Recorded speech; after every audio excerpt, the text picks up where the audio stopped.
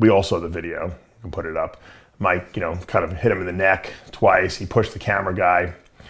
And, the rest is history.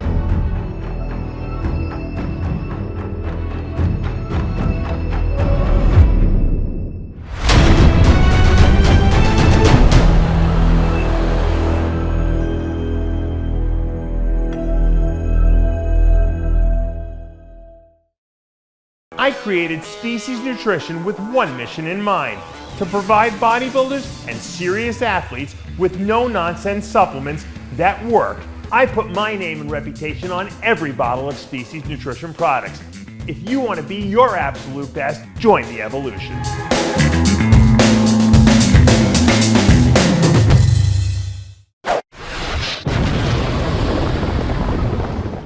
Dave Palumbo here with an RX Muscle rant.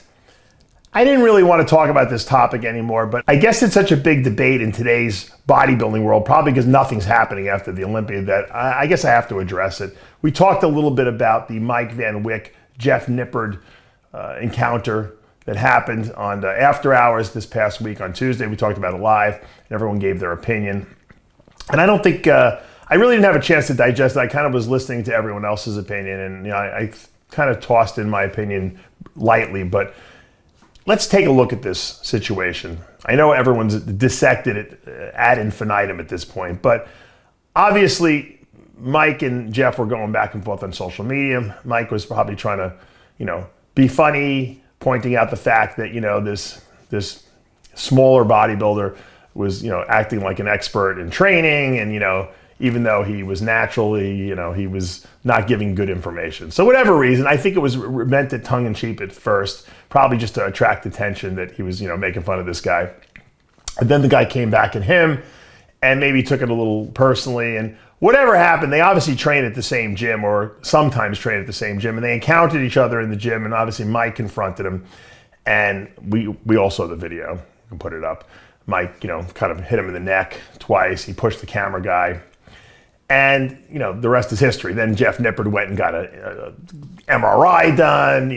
He kind of played it up. You could tell he wasn't really hurt, but whatever the case may be, I don't know if there's going to be a legal situation. I think that Mike was arrested, and I'm sure there's going to be some kind of legal back and forth. And the question is, was Mike wrong? Was Jeff wrong? And to be honest with you, at this point, it really doesn't matter. I think that Mike probably overreacted a little bit. And back in the day, that would have been acceptable, and everyone would have walked their own way, and that would have been the end of it. But in today's day and age, everyone has to go to the police and and complain and sue each other. That's just the world we live in, and it's not right or wrong. It is the world we live in. We don't live in the old days where people could fight and go have a beer together. It doesn't happen anymore, and unfortunately, that's the way it is. I also want to say that I don't condone bullying at all, because I'm the guy who always defends the underdog. I'm the guy at the gym who's always saying, if someone's making fun of someone or putting them down, even if they don't know what they're doing, I'll always come to the rescue. So I don't like bullying, and I'm certainly not condoning Mike's behavior. I don't think that he was trying to seriously hurt Jeff. I think he was trying to scare him more than anything. But the solution here is not going to court. Okay, it's not suing each other. It's not having people arrested. I think at this point, we're all bodybuilders. We all love the iron game. Tempers might have gotten a little inflamed. Mike might have overreacted. Maybe Jeff kind of antagonized him a little bit. Come on, there's always two sides. There's not one person that's always 100% wrong. We know that in any argument. I think that the two of them should get together. I think that Mike should reach out to Jeff. I think he should apologize for overreacting. I think they should sit down, break some bread together, have a drink or whatever, have a Starbucks coffee or have a have a bodybuilding meal someplace and talk it out. Because what, I don't think this needs to go as far as it's going. I don't think either one of their reputations has to be tarnished in any way whatsoever. I'm sure Mike is sorry for what he did, at least for the overreacting part of it, even if he felt that he was justified in approaching Jeff and confronting him. I don't think he'd want to hurt people. I know Mike personally. He's a good guy. He's not a bully. He's not the kind of guy that just wants to hurt people for the sake of hurting them. Obviously, something that this Jeff kid said got under his skin, and he overreacted.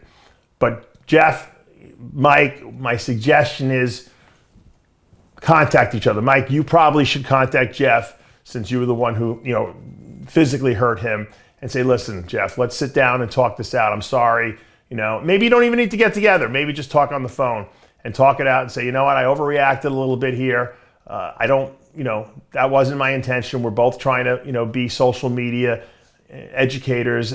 We're both trying to do our thing. I go for, I influence, the more hardcore bodybuilder guy. I do TV shows. I do social media.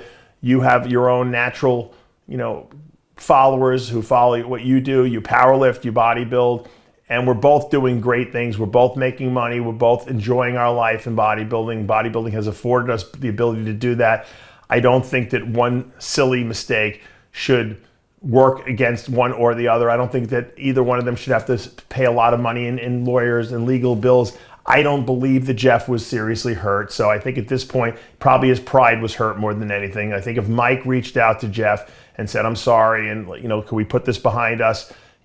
Maybe they could even be friends down the road. I just think that sometimes people who are the biggest enemies sometimes become friends. I've had run-ins with people early in my bodybuilding career for whatever reason. Maybe someone was jealous of me, or maybe I mistook, something they said as being derogatory. Maybe it wasn't meant that way. And I've become friends with them later and down the road. So sometimes also when you compete against people, you don't like certain people, right? Because you're competing against each other, and you want to get the job and he wants to get the job, and maybe he got hired by the company and you didn't, and you kind of hated the guy, and then you found out later down the road when you started talking to that person and you learned that you actually had more in common with them than you thought. You just never really sat down and had a conversation with them. So I think that this is the case as well. You're both from Canada. You both train at the same gym. You're going to see each other on a regular basis again, assuming that Mike, goes back to that gym.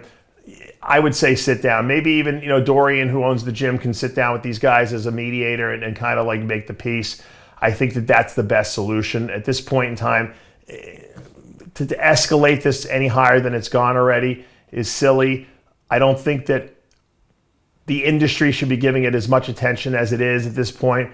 I think a lot of the social media people who follow social media thrive on negativity. They love this. They gobble it up. That's why these videos that are being done about how terrible Mike is or how terrible Jeff is, depending on what side of the equation you're on, are getting tons and tons of views because people love this stuff. And you know what the truth is? We're all on the same team here, guys. Guy Cisternino said it best. I was listening to an Instagram rant he did. He said, we're all on the same team. We're all iron brothers and sisters here. Sit down, make the peace, break the bread, make the apologies. It doesn't matter. It doesn't mean you're a lesser man if you say you're sorry. I make mistakes all the time and I say I'm sorry, or I say I made a mistake. I made a video about with the Ninja Creamy. I used the thing wrong. I still got a good outcome, but I used it wrong, and I admitted, you know what, I'm an idiot. I didn't read the directions properly. But that's fine. We all make mistakes. We're all human. We're fallible. What really defines us as good people or people who are not so good is, are we willing to admit our mistakes? Are we willing to say sorry when we need to say sorry? There's nothing wrong with that. It doesn't make you a bad person. Matter of fact, it makes you a stronger person, I think. Being able to admit when you're wrong, make amends for it, and move past that is a sign of a higher spiritual being. And we all aspire to be. I think we all aspire to be that. I know I aspire to be that way.